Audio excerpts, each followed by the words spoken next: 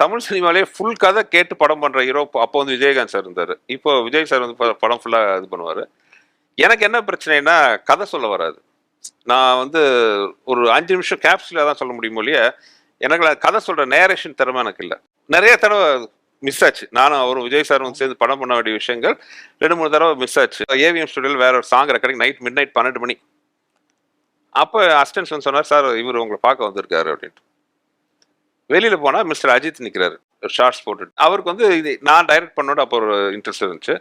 எல்லாம் சொல்லிட்டுருக்காங்க, இல்லை அவர் பிஸி, நம்ம பேனர்லேயே ஒரு படம் பண்ணுறாரு, அது இன்னொரு வேற அப்போலாம் எல்லாம் 2-3 படம் பண்ணிட்டு இருப்போம் எல்லாருமே.